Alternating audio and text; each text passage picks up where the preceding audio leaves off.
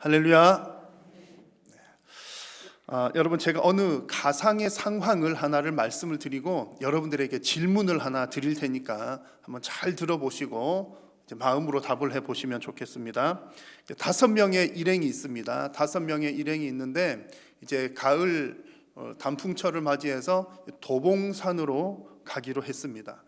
그런데 이게 웬일입니까? 도봉산 입구에 갔더니, 가상입니다. 실제 그런 것 아니고요. 갔더니 지난번 비가 너무 많이 와가지고 등산로가 폐쇄가 되었다는 거예요. 그래서 산을 올라갈 수가 없다고 합니다. 자, 이런 경우에 이 5명의 사람들은 어떻게 하는 것이 가장 지혜로운 방법일까요? 1번 그냥 각자 집으로 돌아간다. 2번 수락산으로 간다. 3번 도봉산 맛집을 찾아 밥 먹고 돌아간다. 여러분 같으면 몇 번이십니까? 이제 다 나오죠 이제. 그래서 이 질문을 하는 이유는 그 5명이 어떤 목적으로 모인 사람들이냐에 따라서 도봉산 간다, 단풍철에 도봉산 간다, 이런 모양은 똑같은데 어떤 목적으로 모였느냐에 따라서 이 세 가지가 다 답이 될 수도 있고 아닐 수도 있고 그런 겁니다. 예를 들어 이 모인 사람 5명이 사진 동호회 사람들 이어서 도봉산에 있는 어떤 특별한 그 바위 사진을 찍기 위해서 모였다면 그냥 이제 못 올라가니까 어떻게 해야 돼요? 그냥 다음에 우리 꼭 도봉산 가야 되니까 다음에 모이긴 하고 그냥 집으로 갈 수도 있겠습니다. 그렇죠? 그런데 이 모인 5사람들이 등산 동호회 사람이라면 만약에 꼭 도봉산만 산 아니니까 도봉산 못 올라가면 저기 수락산 가지 뭐, 그래서 수락산으로 갈 수도 있을 겁니다. 또 만약에 이 5사람들이 그냥 친구 지간이어서 오랜만에 얼굴 보려고 만난 그런 목적이라면, 아니 뭐 산에 못 올라가면 어때? 우리 얼굴 보는 게 목적이니까 맛집 찾아서 이제 밥 먹고 가도 된다는 얘기죠. 그런 걸로 충분합니다. 자, 여러분, 무슨 얘기를 드리려고 하냐면 어떤 목적을 가지고 모였느냐에 따라서 그것을 어떤 포기할 수 있는 것도 있고 포기 못하는 것도 있다는 얘기입니다. 명확하게 구분이 된다는 얘기죠. 그래서 달리 말하면 이 사진이 목적인 사람은 도봉산을 포기할 수 없는 거고요. 등산이 목적인 사람은 산을 안 올라갈 수가 없는 겁니다. 밥은 못 먹어도 산은 가야 된다는 얘기고요.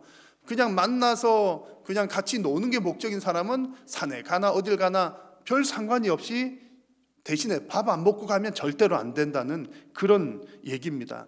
여러분, 모든 일에는 목적이 중요합니다. 그래서 어떤 목적이냐에 따라서 그 방향도 설정이 되고 또 그 목적이냐에 따라 어떤 목적이냐에 따라서 포기할 수 있는 것과 없는 것을 잘 이렇게 구분을 지을 수가 있기 때문입니다. 교회 역시 마찬가지입니다. 여러분, 교회도 교회의 목적이 무엇이냐, 하나님께서 우리를 성도로 부르신 목적이 무엇이냐, 그 목적을 늘 되새기는 것이 무척 중요합니다. 왜냐하면 우리는 자꾸 그 목적들을 잊어버리기 때문에 그렇습니다. 막 정신없이 살다 보면 왜 우리가 이 일을 하고 있지? 그렇게 있는 경우들이 생각보다 많습니다. 그래서 우리가 교회의 목적이 무엇인지를 늘 잘 되새겨야, 늘 기억을 하고 있어야 교회가 가는 방향도 바르게 잡을 수가 있고, 또 혹 무슨 어떤 위기 상황이 왔을 때에 교회가 포기할 수 있는 것, 또 교회가 포기할 수 없는 것, 이런 것들도 구분하기가 쉽기 때문입니다. 자, 여러분, 이 표를 혹시 어디서 보셨는지 기억나시는 분 계십니까? 우리 교회 홈페이지에 있는 그림입니다. 우리 교회 비전을 쭉 설명을 하면서 우리 교회는 이 5가지 영역을 골고루 이렇게 성장을 시키려고 합니다. 그런 내용들을 적어 놓은 부분인데요. 이 어떤 내용이냐면 일반적으로 이제 교회의 본질 혹은 교회의 기능을 얘기할 때 이 5가지를 얘기를 하는 겁니다. 교회의 본질이나 교회 기능은 예배, 교육, 선교, 그리고 봉사하는 것, 교제하는 것도 교회가 하는 중요한 기능이다, 또 혹은 본질이다, 그런 얘기를 하는 겁니다. 그래서 이것을 이제 어느 한쪽으로 치우치지 않도록 골고루 잘 발전시키는 것이 중요하다는 얘기가 우리 홈페이지에 나와 있고요. 또 성경의 내용들도 그렇습니다. 그런데 이 5가지 중에 가만히 보십시오. 다 연결이 되어 있습니다만 특별히 예배, 교육, 선교는 하나님의 말씀과 관계된 본질입니다. 5가지 중에 3가지가 말씀이에요. 나머지 다 연결이 되어 있습니다만 직접적으로 그렇다는 얘기입니다. 그 얘기는 결국 하나님의 교회에 있어서 교회의 가장 핵심적이고 중심이 되는 것은 하나님의 말씀이라는 얘기입니다. 그러므로 우리 교회가 해야 되는 일들이 많습니다. 여러 가지들이 있습니다만 그 가운데 정말 중요한 것은 하나님의 말씀을 증거하는 일, 증언하는 일. 그래서 보십시오. 이 5가지 본질 중에 예배를 통해서 하나님 말씀을 선포하죠. 교육을 통해서 하나님의 말씀을 가르치죠. 선교를 통해서 하나님 말씀을 전달을 합니다. 하나님의 말씀과 관계가 되어 있고 이런 모든 과정들이 말씀을 증언하는 과정입니다. 자, 그렇다면 이것이 교회의 중요한 본질이라면 교회가 해야 할 목적, 어떤 목적을 위해서 우리가 이런 활동들을 하는가라고 했을 때에 중요한 것을 찾을 수가 있는 겁니다. 결국 교회의 중요한 본질이 하나님의 말씀 사역이니까 교회가 해야 되는 중요한 목적은 그 말씀을 증거하는 증인을 세우는 일이로구나 라고 하는 것을 발견을 할 수가 있습니다. 여러분, 지난번 사도행전 첫 번째 말씀에서는 하나님께서 우리 성도님들을 다 하나님의 증인으로 부르신다는 말씀을 나누었습니다. 그런데 하나님께서 그렇게 부르시기는 하고 하나님 제가 증인하겠습니다 라고 결단을 했지만 그렇게 한다고 해서 금방 증인이 되거나 또 잘 증거를 할 수 있는 것은 아닐 수도 있습니다. 그래서 필요한 부분이 무엇입니까? 증인으로서 그 활동을 할 수 있도록 세우고 훈련시키는 것이 필요합니다. 그 역할을 감당하는 것이 교회의 중요한 목적이라는 얘기입니다. 그래서 오늘 말씀을 통해서 이제 그 부분들을 함께 나누고자 합니다. 특별히 오늘 함께 나누는 말씀은 예수님의 이제 제자들 12사도들 중에 예수님 배반하고 또 자살을 한 유다로 인해서 이제 공백이 생겼는데 그 유다를 대신할 다른 사도를 선출하는 내용이 오늘 읽은 본문의 내용입니다. 자, 이 내용, 이 선출하는 과정을 통해서 이제 우리가 증인을 세워야 되는 중요한 이유들을 발견하게 되는데요. 이 새로운 사도를 선출한 이 사건은 가만히 보면 아주 중요한 의미를 담고 있습니다. 그것이 무엇인가 하니 이 사도를 선출하는 이것은 그냥 사람 한 명 뽑는 정도의 문제가 아니라 이미 하나님께서 구약 시대 때부터 예정하신 일을 이루는 일이었습니다. 자, 이 배경을 한번 보시면 이렇습니다. 지금 이제 120명 정도 되는 제자들이 모여서 막 기도를 하고 있습니다. 기도를 하고 있는데 베드로가 일어나서 이제 얘기를 하는 겁니다. 성경 이야기를 하는데 유다가 예수님을 배신한 것은 이미 성경에 기록된 내용이었다. 이제 그런 내용을 베드로가 이제 얘기를 하기 시작을 하는 겁니다. 이 베드로가 유다에 대해서 얘기하는 것은 시편 41편에 예언되었던 내용이고요. 이 내용을 예수님께서도 이미 제자들과 식사하시면서 이 내용을 언급하시면서 얘기를 하신 적이 있습니다. 그래서 요한복음에 보면 내 떡을 먹는 자가 내게 발꿈치를 들었다 한 그 성경을 응하게 하려는 것이라. 나를 배신할 자가 생기게 될 것인데 그것은 성경대로 되는 일이다. 그 얘기를 예수님께서도 이미 하셨습니다. 그리고 지금 사람들이 모여서 기도하는데 베드로가 일어나서 이제 그 얘기를 하는 겁니다. 그래서 유다가 예수님 배반한 것은 성경대로 되었다, 그런 얘기입니다. 자, 그러면 우리가 잘 아는 그 배신자 유다에게는 책임이 있는 것일까요? 없는 것일까요? 아니, 하나님의 뜻대로 성경대로 됐으면 내 탓이 아니로구만 이라고 얘기할 수는 없습니다.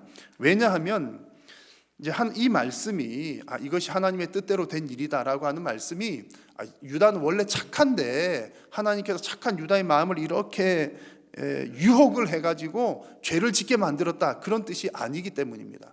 본래 유다의 마음은 악한 마음이었는데, 그래서 성경에 자세히 보시면 유다는 평소에도 돈을 가지고 좀 이렇게 장난을 쳤던, 손을 대는 그런 사람이었습니다.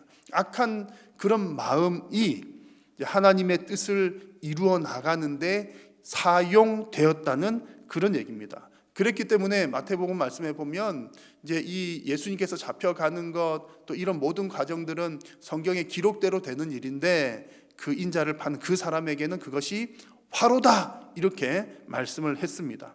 그래서 오늘 읽은 본문 말씀에서 18절에서 보시면 이 유다의 죽음을 좀 상세하게 묘사를 하는데 끔찍하게 죽임을 당하는 거예요. 이게 떨어졌는데 어디 부딪혔는지 창자가 다 이렇게 흘러내리는 정도로 좀 끔찍한 죽임을 당하게 됩니다. 그리고 25절 말씀에서 보시면 이 유다는 제 곳으로 갔다는 표현이 나오는데, 여기서 제 곳이라고 하는 것을 몇 가지로 해석을 합니다만 우리가 이제 일반적으로는 지옥으로 갔다 이렇게 해석을 합니다. 이렇게 이제 지금 하나님의 그 직분자를 선출하는 과정에서 유다의 죽음에 관한 얘기를 이렇게 좀 자세하게 하는 이유는 앞으로 더 이상 이런 일들은 일어나지 않도록 경계를 하기 위해서 이런 말씀들을 기록을 하고 있는 것입니다. 자, 여러분, 결국에는 하나님의 뜻이 이루어질 것입니다. 여러분 믿으십니까? 결국에는 하나님의 뜻대로 됩니다. 왜냐하면 하나님께서 모든 것을 작정하시고 계획하시고 지금도 섭리하고 계시기 때문입니다. 결국 하나님께서 그 일을 이루실 것인데, 그때 우리 성도는 어디에 있어야 하겠습니까? 하나님 편에 서 있어야 합니다. 오늘 말씀에 나온 유다처럼 악한 도구로 쓰임 받아서 하나님 반대편에 서 있지 않도록 우리는 늘 깨어서 기도해야 합니다. 또한 하나님의 뜻을 이루는데 오히려 우리가 더 귀하게 쓰임받는 귀한 그릇이 되도록 우리는 소망을 가져야 합니다. 그래서 디모데 후서 말씀에서 이렇게 말씀을 합니다. 여러분 같이 한번 읽겠습니다.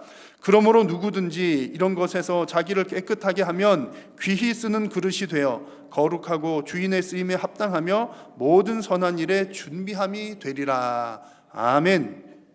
자, 여러분, 하나님께서 결국 이루실 것인데 우리는 하나님 편에 서는 사람들이 되어야 할 줄로 믿습니다. 하나님께서 그 뜻을 이루어 가실 때에 여러분 모두가 다 정말 하나님께 귀하게 쓰임받는 귀한 그릇 되시기를 축원합니다.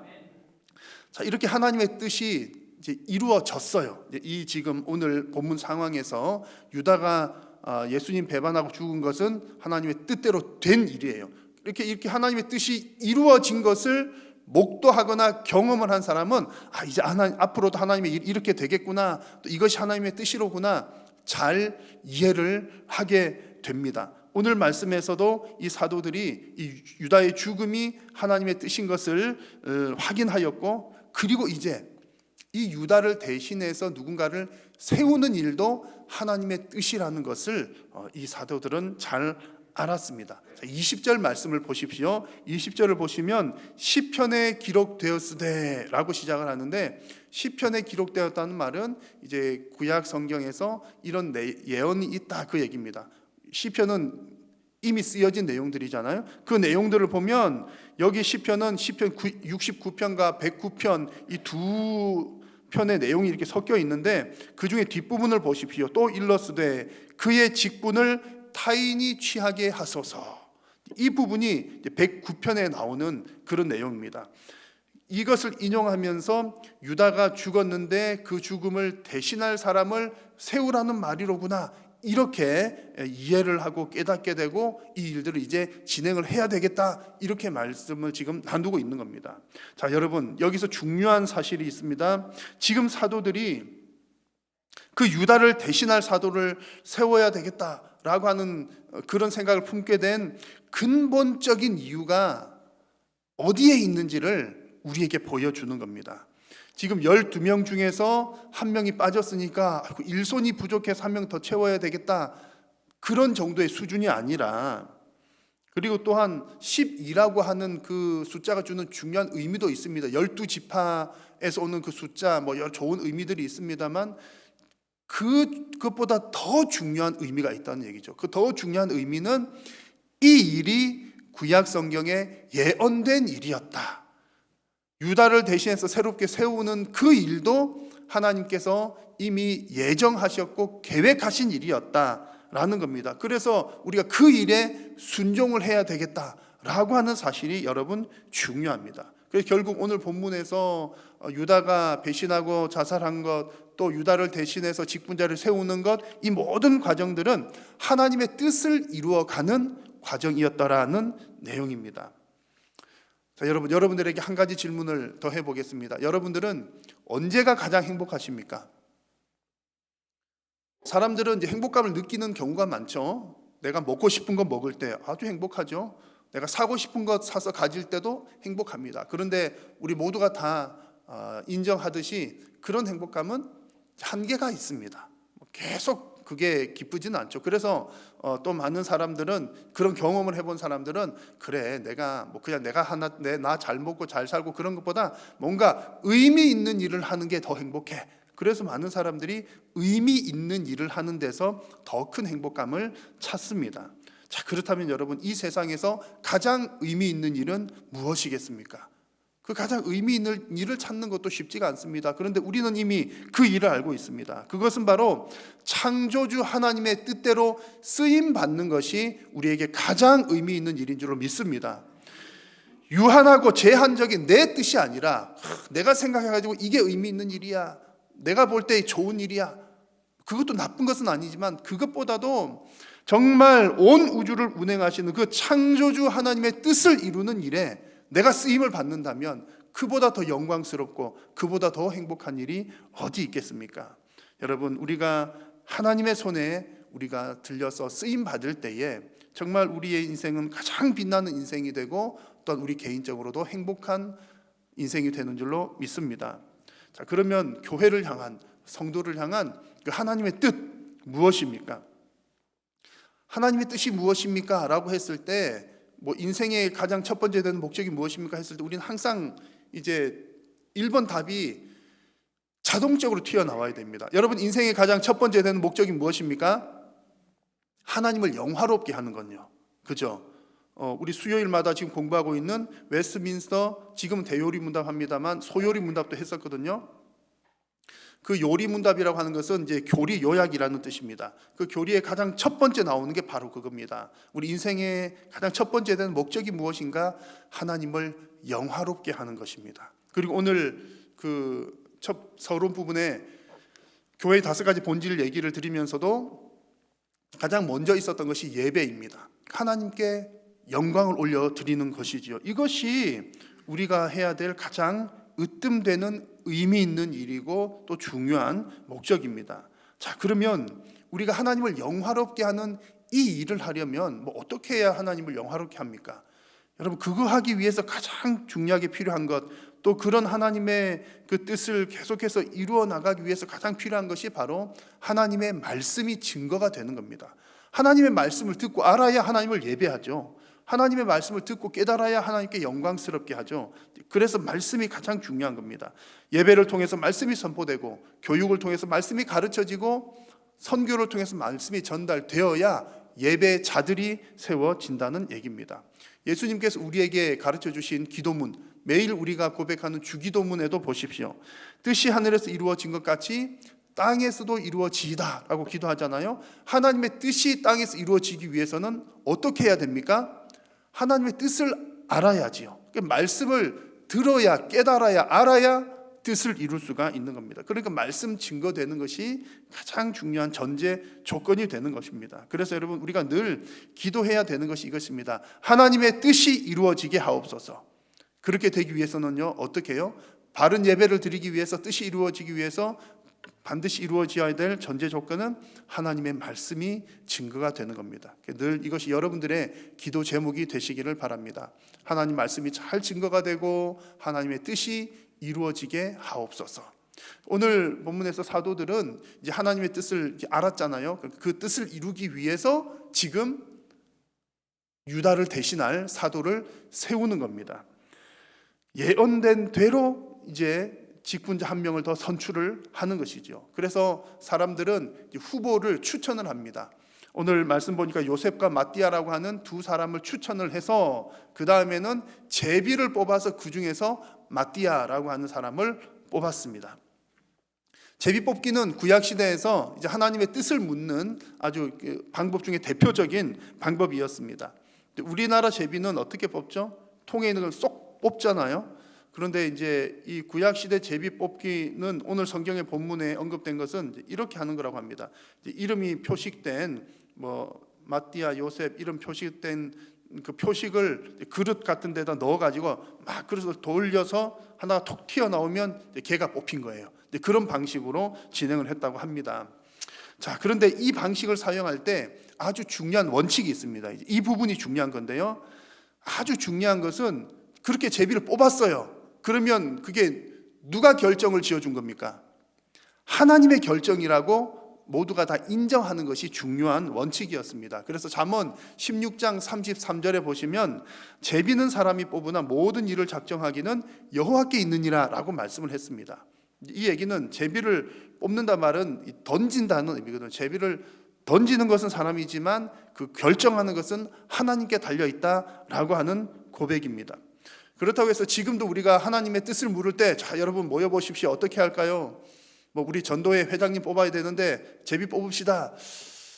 그렇게 지금도 하는 곳들이 있긴 합니다. 방법은 여러 가지들이 있을 수 있는데 지금도 그 방법을 해야 됩니다. 그런 얘기를 드리는 것은 아닙니다. 이런 방식은 문화와 시대에 따라 다 달라질 수가 있겠습니다만 중요한 것은 그 결정이 하나님께서 하신 결정이다 라고 하는 사실이 중요합니다. 그러면 여러분, 아니 제비 뽑는 게 하나님의 결정이면 우리가 아무렇게나 막 조작해가지고 다 제비 뽑기 안에 5개강 써가지고 자 뽑으시오, 5개강 뽑혔으니 하나님의 뜻이오, 이렇게 하면 되겠습니까? 그런 것은 아닌 거죠. 제비 뽑기를 할 때 중요한 전제 조건이 있는데 바로 24절에 나오는 기도하는 일입니다. 이 사도들도 간절히 기도하고 제비를 뽑은 거죠. 근데 여기서 기도한다는 것은 그냥 말로만 하나님 해주세요, 뽑아주세요 그렇게 하는 것이 아니라 기도한다는 것은 정말로 전심으로 하나님께 맡겨드린다는 것을 뜻합니다. 어떤 인간적인 방법 혹은 부정적인 방법을 사용하지 않고 하나님께 온전히 맡겨드립니다 라고 하는 것이 기도하는 행위입니다. 이렇게 해서 사람을 뽑았으니 이제 그 결과를 하나님의 뜻으로 받아들여야 하는 것이지요. 그래서 지금 이 사도들은 이런 믿음으로 제비를 뽑아서 마띠아를 세웠습니다. 자, 이 시점에서 성경을 좀 아시는 분들은 아마 이런 질문이 생기실지도 모릅니다. 그러면 12사도 중에서 지금 한 명이 비어서 마띠아를 세웠으니까 나중에도 또 이게 누가 사도가 비면 또 비는 자리를 또 채웠을까? 아마 이런 질문을 하신 분들도 있을 겁니다. 결론은 그렇지 않다는 겁니다. 이 이후에 사도들이 이제 한 명씩 두 명씩 순교를 당하기 시작합니다. 그런데 이 순교를 당할 때에도 야고보 같은 경우 순교를 당해도 이제 더 이상 이제 이렇게 뽑았다라고 하는 선출했다는 그런 내용들이 나오지 않습니다. 그 이유는 이 사도직은 한시직이었기 때문에 그렇습니다. 오늘 22절을 보면 중요한 내용이 나오는데요.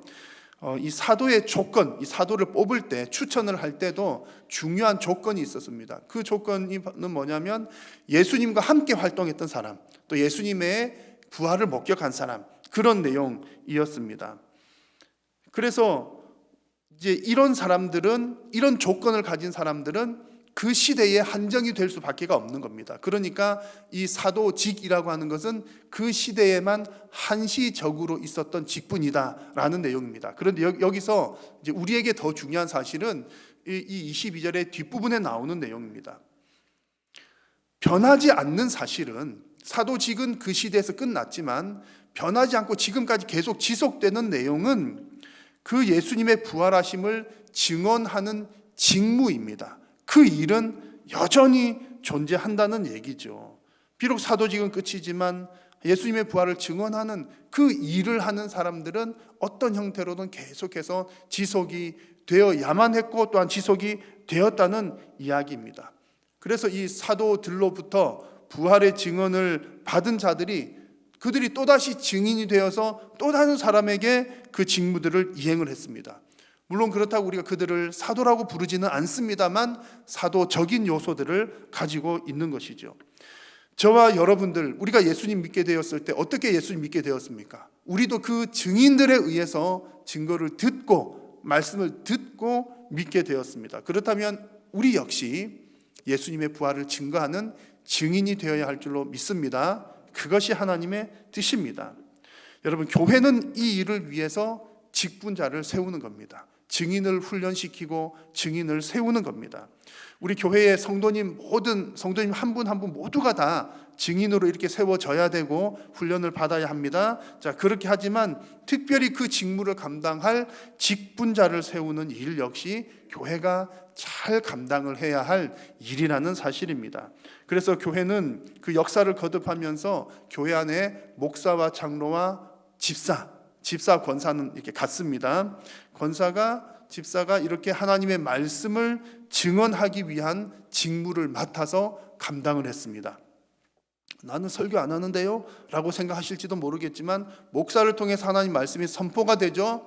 장로를 통해서 선포된 그 말씀으로 성도를 다스립니다. 그리고 집사와 권사는 그 목사가 하나님 말씀 사역이 잘 이루어질 수 있도록 봉사와 구제의 일을 하는 겁니다. 이게 다 이제 초대교회에서부터 시작이 된 이야기들입니다. 결국은 모든 직분자들은 바로 이 하나님의 말씀이 증거되기 위해서 존재한다는 얘기입니다. 여러분, 중요한 것은 교회는 하나님의 말씀을 받는 곳이고 교회는 하나님의 말씀을 증언하는 곳입니다. 여러분, 교회의 이 중요한 목적을 결코 잊어서는 안 될 것입니다. 사랑하는 성도 여러분, 저와 여러분 우리 모두가 다 부활의 증인으로 잘 세워져 나갈 수 있기를 바랍니다. 그리고 특별히 우리 한일교회가 이 증인을 잘 세우는 교회가 되어서 우리 하나님 앞에 잘했다 칭찬받는 우리 한일교회 될 수 있기를 주님의 이름으로 축원합니다.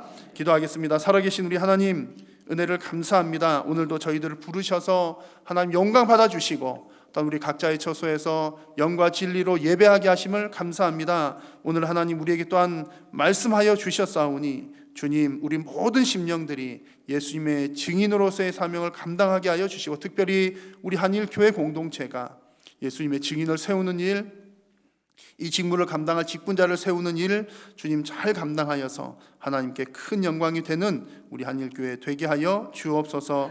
예수님의 이름으로 기도드립니다. 아멘.